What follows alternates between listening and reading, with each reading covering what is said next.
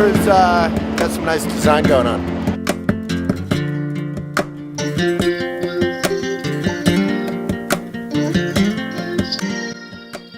So we're in the redeveloped Union Station. The furniture's out of control, as you can see. Stunning. And this is totally public. Wi-Fi everywhere. There's games, there's cafe, there's restaurants, there's bars. It's kind of, this is what we talk about when we talk about the Commonwealth, that if you offer the, lower, middle, upper classes equality and respect, then society gets safer and better immediately, less crime, all that. It's awesome. It's the potential of redevelopment right here.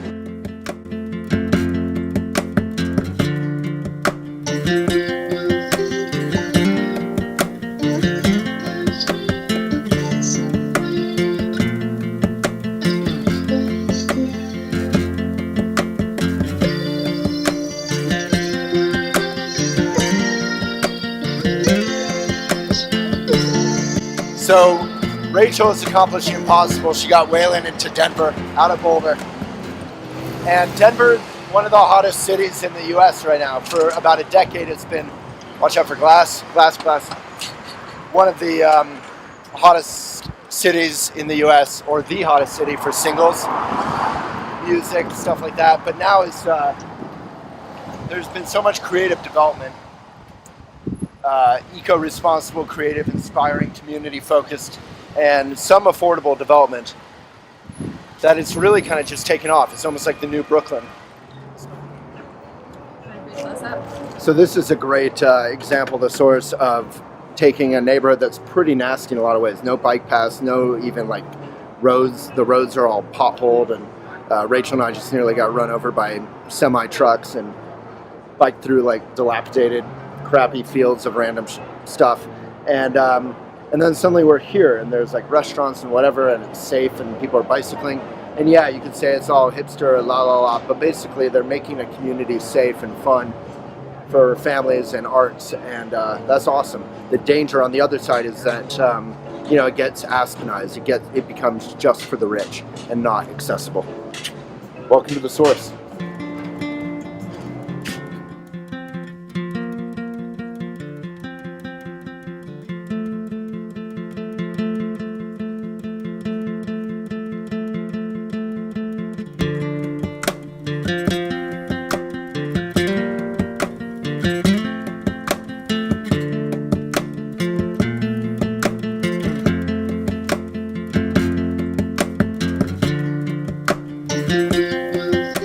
So y'all have heard of the self-hating Jew. Larry David is one of the stars. There's also the self-hating hipster. We're in the epicenter of hipsterdom in Denver. And the first sign we see says, no hipsters.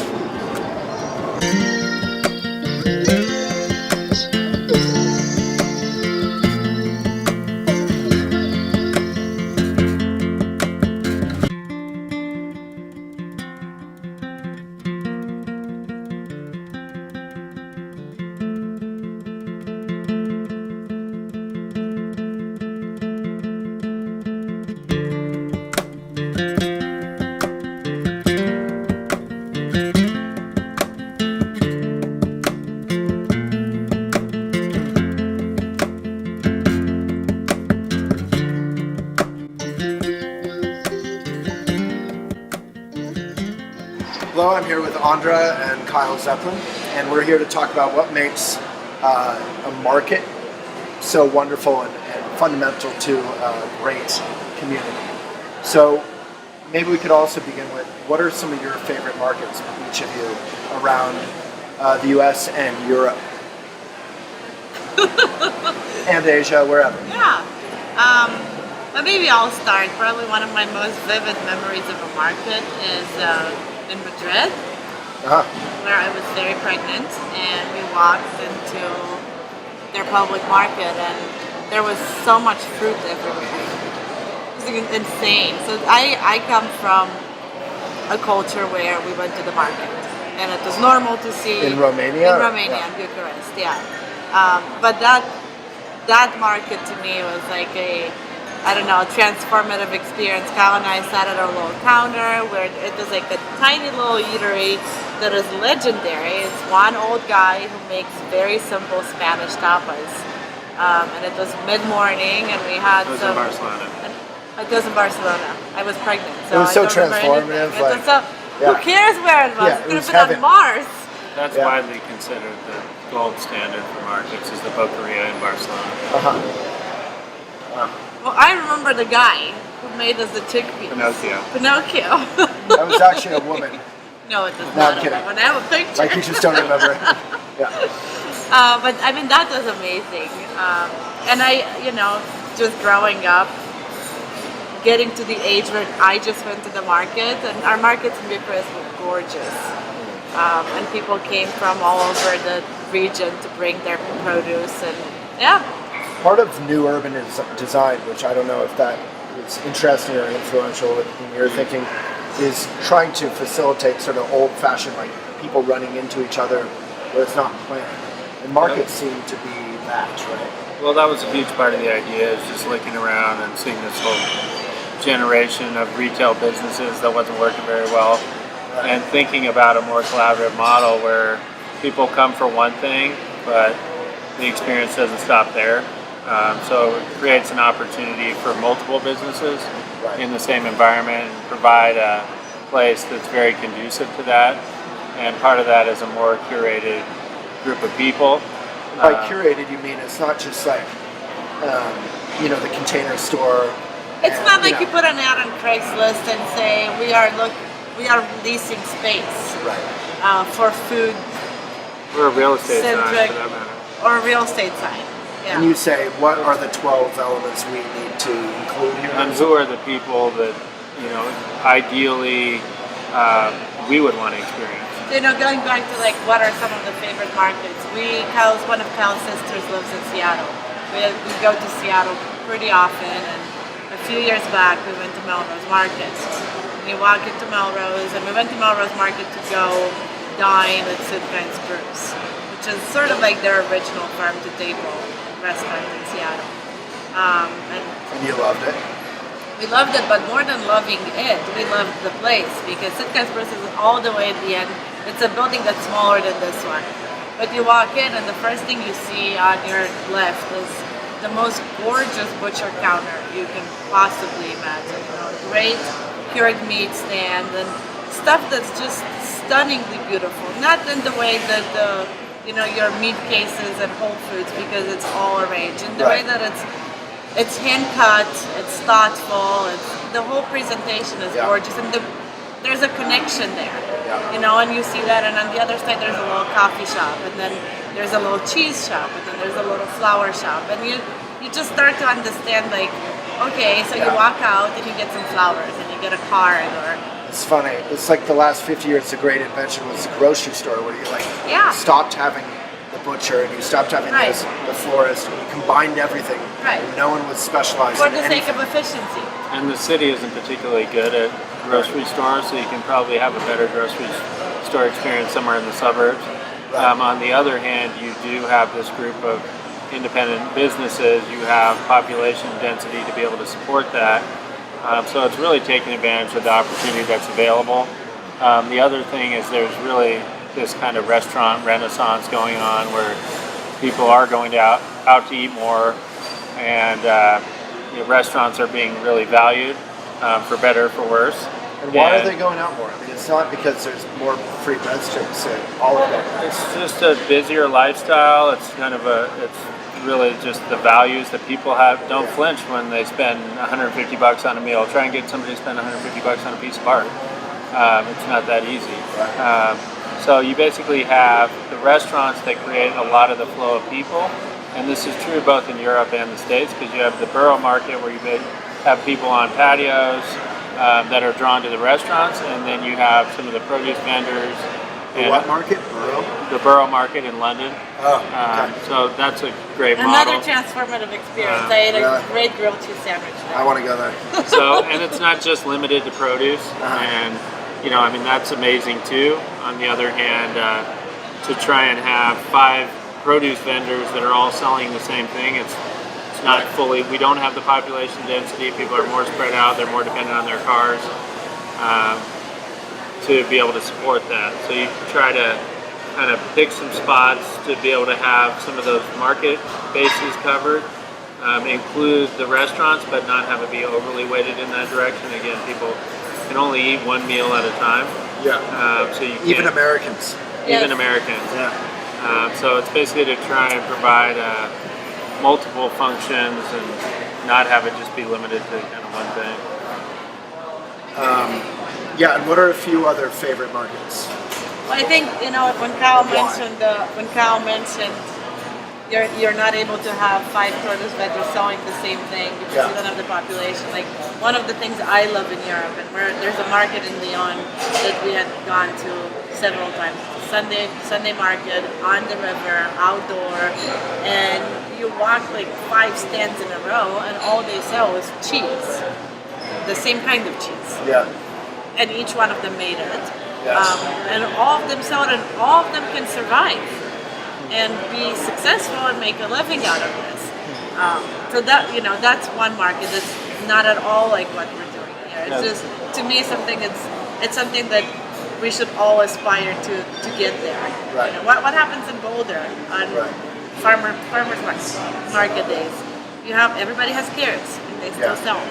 I mean, you have Yeah. Everyone has lettuce. Everyone has Yeah. peaches right now. Yeah. it's a private development, which is there's a public financing component, but that's different than What is? this project. Is Here. the source is private development. So what that does is, we don't have necessarily the flexibility. There's no funding stream coming in where we can support, kiosks and be able to subsidize that in the same way that a public market does. So it's part of it's just a management model that, we have 15 tenants, which sounds like a lot.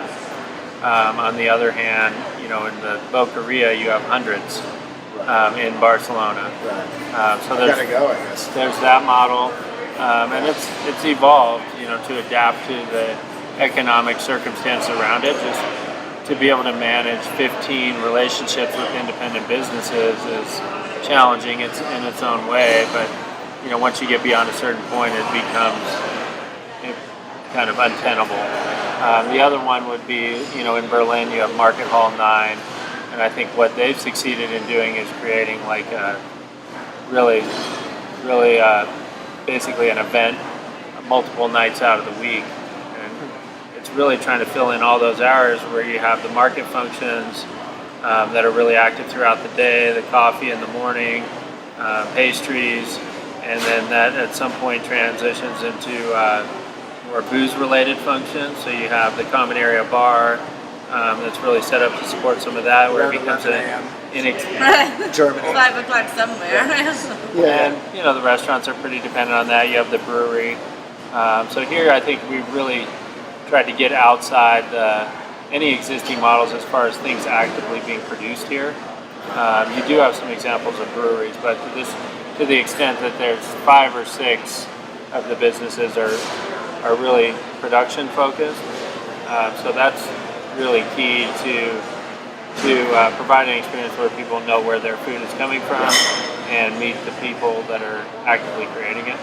I love that. I mean, again, going back to that sort of misinvention, which works great in some ways, but the grocery store is like we're getting back to the markets Right. that were so popular up until the grocery store. Like I just traveled in Israel and Florence and Stockholm. I didn't see a market in Stockholm. I was only there briefly for a wedding, but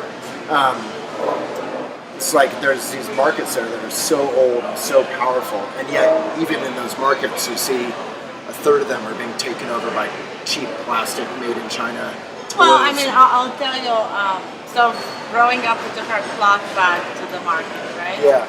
And then I moved here when I was 21, and we've gone back once a year, just about, and To Romania. to Romania. And over the years I've gone back, they started to give you free bags at the grocery store, so you wouldn't have to bring your bag. Right. And you see the laziness start to creep in. Right. So you think, oh, they give me all these bags, why should I bring the bags? Right. And Romania and parts of Europe are in this moment now where the supermarket is hot. Huh. They're in the cycle, where the little It's market. abundance. Yeah, it's Not abundance. of Yeah. value and quality as much. Right. So smaller farmers markets are closing Huh. because the supermarkets are taking Right. them over.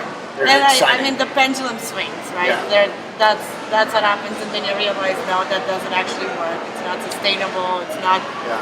It's not aligned with the values we actually have. I mean, the whole ugly fruit thing is super hot in Europe right now. You know about that? It's on the cover of the Sunday New York Times. You'd love it. This grocery store was Number twos.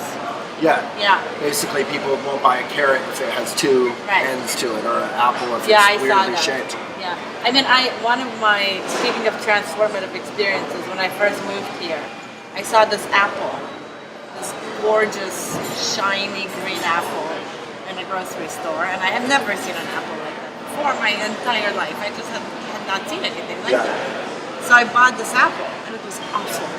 It tasted awful. It tasted Yeah. awful. I mean, I remember that so vividly. It was just a traumatizing experience. There's this thing, and you Yeah. want it, and then it Yeah. sucks. It's kind of like dating. If it's all surface, you might not get that much on the other end. Yep. So yeah, the other market kind of examples worth mentioning would be the ferry building. It's kind of talk about new generation of markets without talking about that, That's which in is in San Francisco, yeah. and the farmers market, the growers market that they have there on Saturdays is pretty revolutionary. Just because it's so big, or what? It's big. I mean, it's in kind of the breadbasket as far as just great producers that are growing things and the connection to rural places, and then you have the active kind of restaurant functions and varied retail, a little more curated as far as things that seem to fit the same sensibility. That's hard to fully quantify. Yeah. But just the scale of that and the quality of the spaces and how important that is to the urban fabric. The quality of the design, you mean? Yeah. The environment, yeah.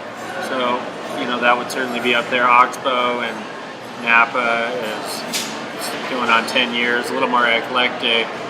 Yeah, I think that. Not as unified idea. On the other hand, it's really the community place to be in the mornings for people to come and drink coffee and start their day that way. And to really create an effective public space, I think, is a huge part of it. Yeah. And there is ability to leverage the right food and drink to get people to a public setting and interacting. So that's a huge opportunity. And then Milwaukee Public Market influences us as far as there's a common area wine bar there that works pretty well, and I think we're doing something pretty similar with the yacht club. It's the new common area function that we're. Yeah, tell us about the yacht club. So the yacht club it's more of a European take on cocktails, wine.